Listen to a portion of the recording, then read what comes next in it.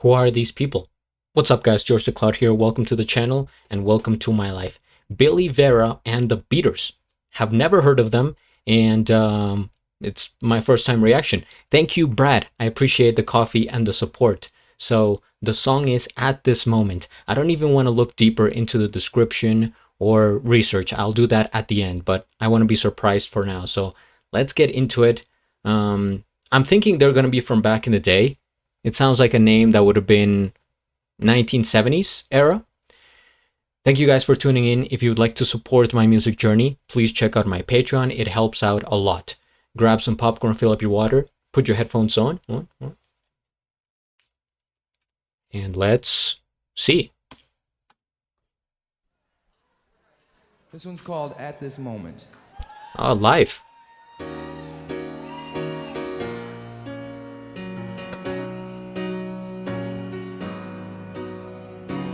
What did you think I would do at this moment when you're standing before me with tears in your eyes, trying to tell me that you have found you another and you just don't love me no more.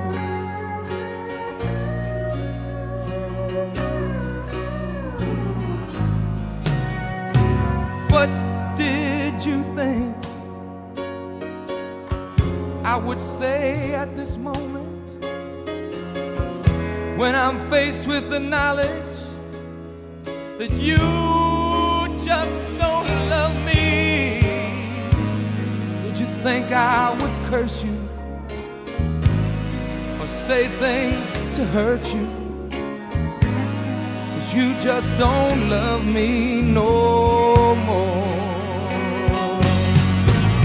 Did you think I could hate you or raise my hands to you? Now come on, you know me too well. How could I hurt you when, darling, I love you and you know I'd never hurt you? Oh, what do you think I would give at this moment?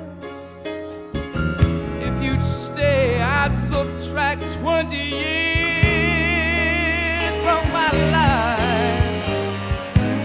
I'd fall down on my knees, kiss the ground that you walk on, if I could just hold you again. Oh, the sax solo.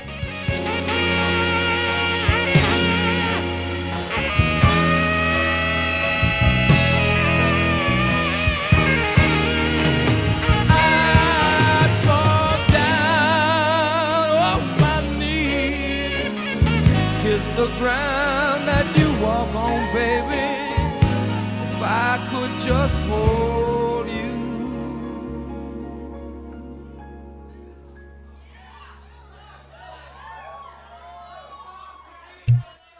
If I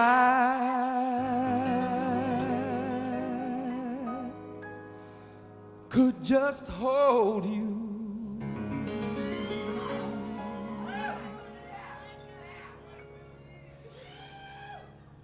If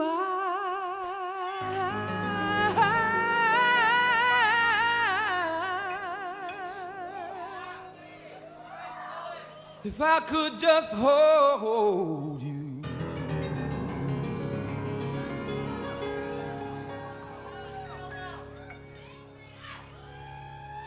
Again.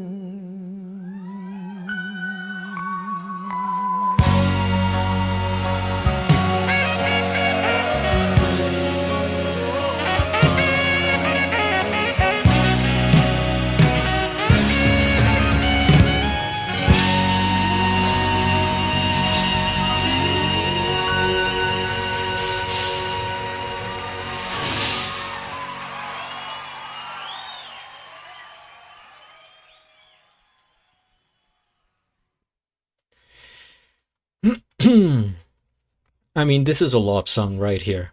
A proper love ballad. That was beautiful. That was very heartfelt. It literally had all the elements, everything you could ask for. For a song like this one, getting you in those feels, the emotion, the height of it, that big drop, so many different things. I'll talk about it, but first things first, we hit the like. I will subscribe to Billy, Vera, and the Beaters, and I'll have a link of the original video down in the description below. In terms of the era, it's kind of tricky, because the photo here is very modern. It's throwing me off. And also the sound quality, it's pretty good. So as soon as it started, I was like, wait a minute, is this from like early 2000s? Maybe 90s? But after hearing the instrumentation, his voice, and the lyrics, I'm gonna guess that this is just for fun, guys, entertainment purposes only, not financial advice or anything like that. I'm gonna guess this came out in 1979. 1979 is my guess at the moment. Watch this be from like 2010. Let's see. Released date. Oh, okay. Originally released on January 17th, 1981. I was off by 2 years. I think that's close enough, guys. I can win the prize. All right. But gained its major success and reached #1 in January 1987. So look at that, like 6 years after the release. The song gained popularity following its feature on Family Ties in 1985, leading to a 1986 reissue by Rhino Records. Okay. And it's cool that it had like a resurface. Sometimes songs just get vanished into the shadow realm, right? It's like reactions. They come out, they get 10 views, you never see them again. The algorithm just buries them. Other times something happens, and then for some reason they become popular again, which is kind of interesting. Man, his voice, it's really like pleasant to listen to. I would describe it as a combination of Billy Joel and Jackson Browne, two of which Brad has requested here on the channel, and I'm very fond of them. I highly enjoy their musicality and like their thinking. And this is what I'm saying here. For this type of music, I like how the song is constructed. It's very different from today's music, where it's just like, okay, bim, bim, bim. It's like they're reading it's like a formula, right? That they have written down, and it's like, okay, now we have to execute. Nah, this was done with love and passion, and you could feel it. The saxophone solo. Every time you hear a sax, it's just like that type of sound, and the steel guitar, right? Southern type of sound. I wonder where he's from, how they got started. So I'm gonna do a bit of research. Billy Vera. What? Why have I never heard of him before? He has the type of voice that you would think, yeah, this is, this is a hit. Like, people should know this.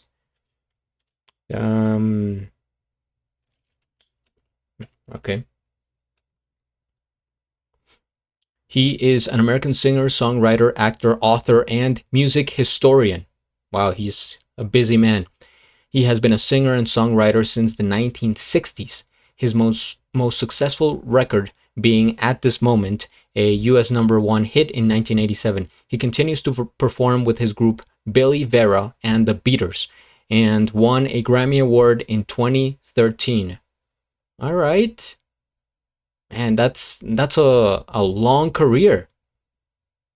Think about it. That's so insane how you have to like really be patient and consistent for so many years in the music industry, the art world, and everything that's entertainment, to maybe, get the recognition that you deserve active from the 60s, and he just got a Grammy in 2013, like 50 years after starting his career.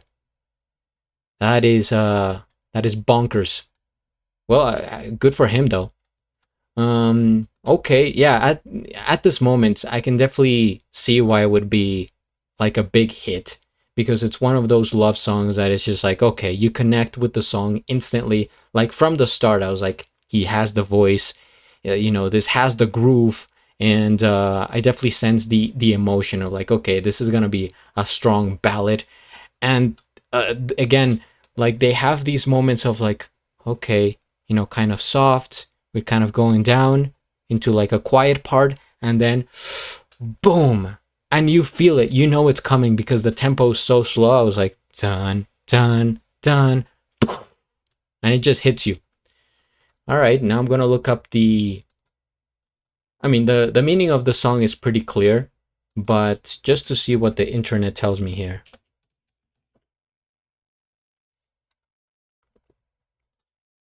At This Moment is a heartbroken ballad detailing the raw desperation and disbelief of a sudden breakup, specifically the intense, immediate pain of being told it's over by someone you love. The song highlights a longing to hold on to a partner who is leaving. Yeah, exactly. I mean, that's exactly what it is. You could feel it. You could feel the pain in his voice, and it's just like trying to hold on to something.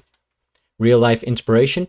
Billy Vera wrote the song after a tumultuous breakup with a 20-year-old college student in 1977 when he was in his early 30s.